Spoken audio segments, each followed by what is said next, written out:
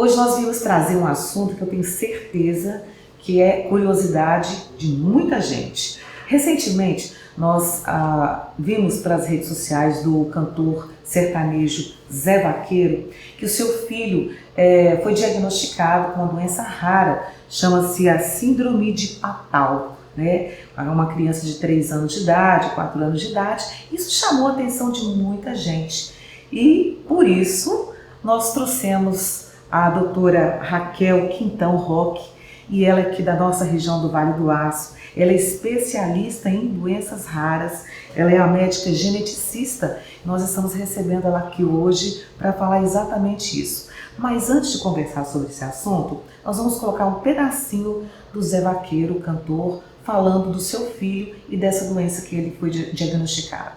Essa situação que a gente está vivendo, desde quando a gente descobriu a gravidez da Ingra, a gente fez várias ultrassons para acompanhar, porque foi detectado nele a mega bexiga, né? E o médico tinha falado que essa mega bexiga, se não diminuísse, possivelmente seria o indício que ele nasceria com alguma síndrome. A gente só não sabia qual era ainda. E a gente foi acompanhando tudo isso. Ela fez o exame, que foi até um exame que é bem invasivo, que teve que furar a barriga da Ingra.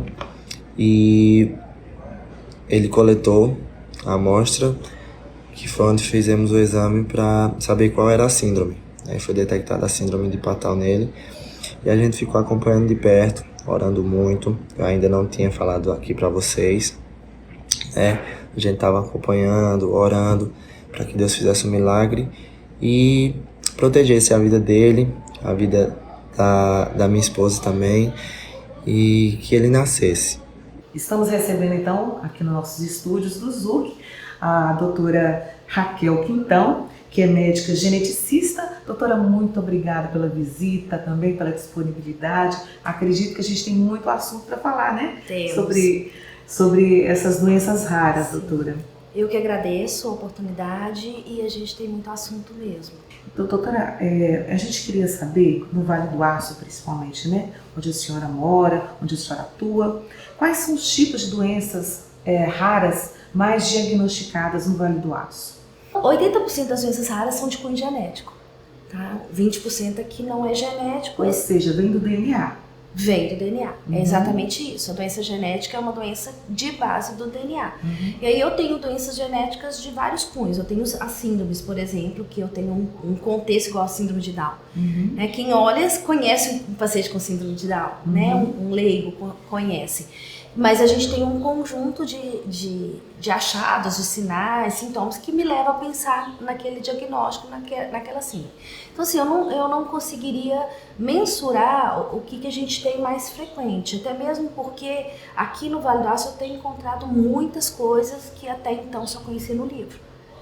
E a genética trabalha assim, às vezes a gente faz um diagnóstico uma vez na vida e nunca mais vai ver. Mas quais são o que a senhora tem visto aqui mais comum no Vale do Aço? Agora, uma coisa que a gente tem tido com muita frequência, isso eu posso dizer, é o autismo. É o transtorno do espectro autista. Né? Só para autismo a gente tem em torno de 1.300 genes já cadastrados com diagnóstico que causam autismo. Isso significa uma proporção assim assustadora, né? Pode ser vista sim. dessa forma? A gente tem tido, né, o estudo científico mostra que a tendência é aumentar quase que geometricamente, né, assim, dobrando, mas na minha prática isso eu tenho visto realmente com muita frequência, a gente vê praticamente todo dia. Então vamos dizer assim, que o primeiro lugar então é o autismo. O segundo lugar, qual que a gente pode classificar? Qual a doença rara que a gente pode classificar mais comum? Assim, de uma forma abrangente, os quadros neurológicos, tá? Quadros do neurodesenvolvimento, como autismo, mas os quadros neurológicos de atraso, de convulsão, isso aí a gente vê também com uma frequência muito grande. Eu não tenho como mensurar, isso é empírico, né? Uma impressão.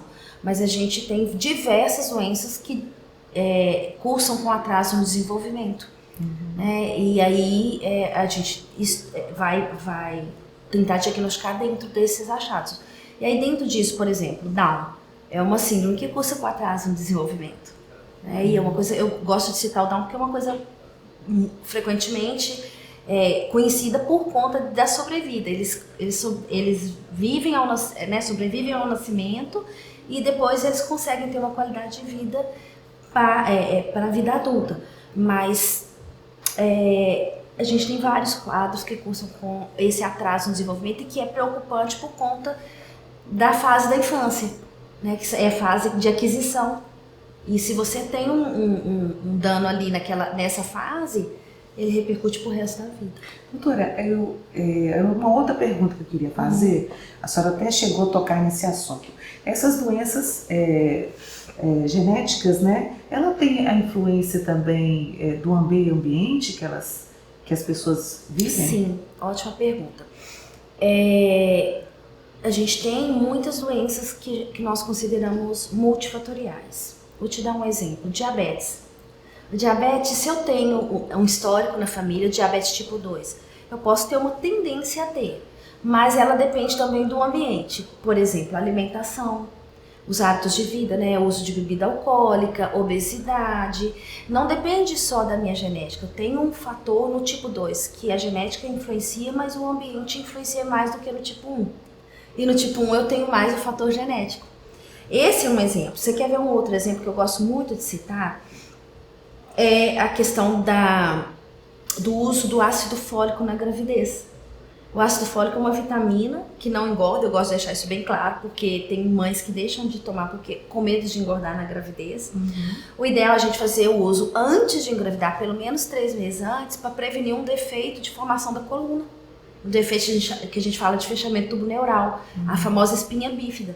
E que pode ter repercussões graves para o resto da vida, né? Dependendo do nível e do tamanho da repercussão. E isso é uma substância que você ingere e que vai prevenir uma doença genética.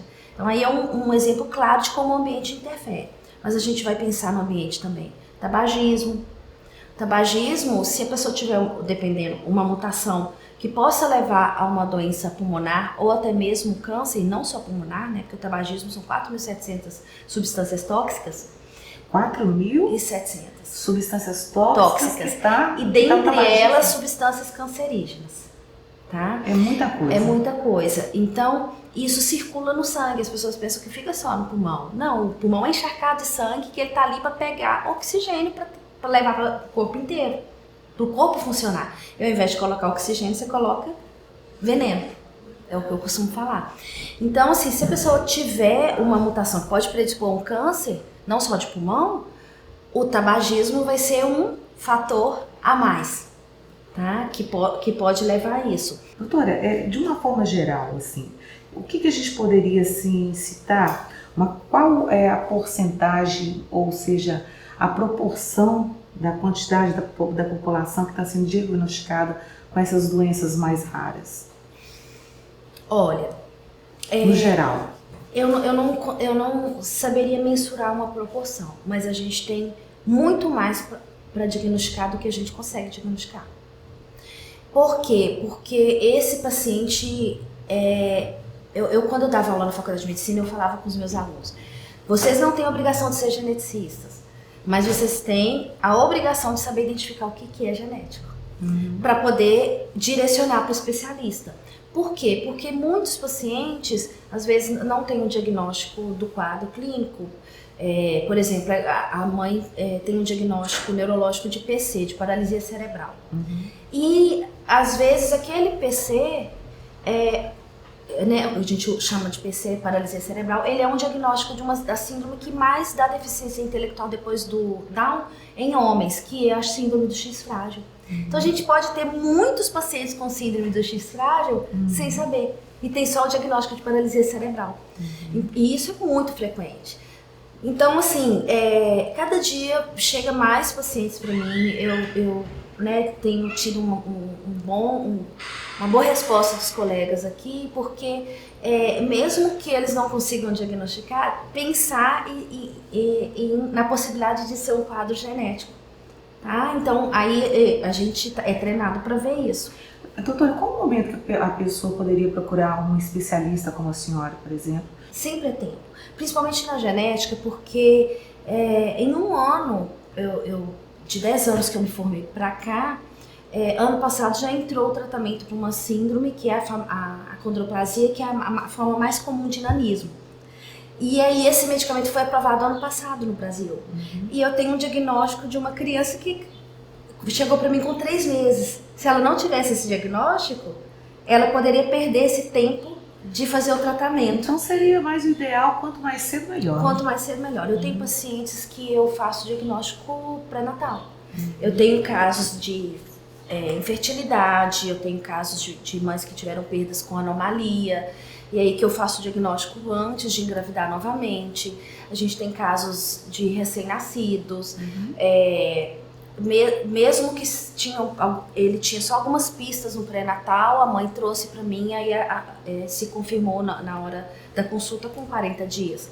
A gente tem casos de alteração do teste do pezinho que a criança com poucos dias não tem clinicamente nada. Sim. Não tem nenhuma anomalia, mas na hora que acusou no teste pezinho, manda pra gente, a gente faz o diagnóstico.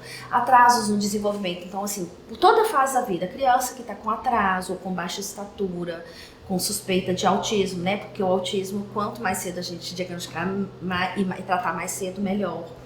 Né? O ideal é fazer o diagnóstico até 18 meses, é a idade mais precoce que a gente precisa que tenha. Aí eu tenho várias outras doenças que cursam com anomalias físicas ou não. Aqui no Vale do Aço, existe condições de tratar essas doenças quando elas são diagnosticadas? Tem estrutura? Os hospitais, eles têm estrutura? A rede municipal, a rede pública? A gente não tem, né, um centro de especialidades, né, no caso, para doenças raras aqui. A gente tem em Belo Horizonte. Mas aqui é um projeto meu, a gente ter esse vínculo, até construir um centro de especialidade para dar suporte para a população. Mas o que eu tenho feito é justamente um vínculo, além de não ter o centro de especialidade, é fazer o vínculo com o serviço público, né, com os gestores, a prefeitura, com os hospitais e com os colegas. Doutora, uma outra pergunta também. Muitas vezes as famílias não têm condição de tratar uma doença rara. Com certeza o tratamento, os medicamentos podem ser também muito caros, né? Então o que dificulta o tratamento. O SUS, ele cobre, ele tem cobertura? Depende da doença, tá? A gente chama alguns medicamentos de medicamentos órfãos. Né? Por exemplo, eu citei da fenilcetonúria, a gente tem um centro de fenilcetonúria no Hospital das Clínicas em Belo Horizonte. Então o estado de Minas todo conduz para lá. E o tratamento é feito com aporte de suplementos, de nutrientes que não tem a fenilalanina. Isso o SUS cobre. Então depende muito do tratamento. Se é um medicamento órfão, por exemplo, que é um custo muito alto, aí a gente entra com uma solicitação especial e direciona para o SUS cobrir. Tá? Então, normalmente, assim, a gente tem um caminho que é um pouco burocrático, mas consegue ter esses recursos. Né? Muita gente vai começar a se preocupar, principalmente, eu acho que a mensagem dessa conversa nossa seria quando você observar um sintoma diferente do seu organismo, procurar o médico imediatamente. Sim, um dos tripés da genética é esse, é a interdisciplinaridade. A gente trabalha com os médicos assistentes, tanto deles pra gente quanto da gente pra eles, porque quando eu faço um diagnóstico, eu encaminho para tudo que é necessário para dar o suporte. O paciente não é meu, né? É um ser humano que está na vida, então ele tem que ter esse suporte. E aí o médico que conhece esse paciente é a pessoa mais indicada para poder trazer isso pra gente. Então tem dúvida, procura o médico assistente. Se ele achar que é coerente, ele encaminha pra gente. Doutora, muito obrigada pela visita, muito obrigada pelos esclarecimentos. Eu tenho certeza que a gente vai voltar a falar sobre outros assuntos, né? Sem dúvida. E de cada doença, tenho certeza que os nossos seguidores aí estão bem atentos a isso, né? Sim. É um assunto muito importante no nosso dia a dia. E a gente vai pedir também que a senhora deixe as suas redes sociais à disposição. Sim. @dra.geneticista, doutora geneticista. Mais uma vez, muito obrigada. Eu que agradeço. Siga as nossas redes sociais, Zoe Conteúdo o tempo todo.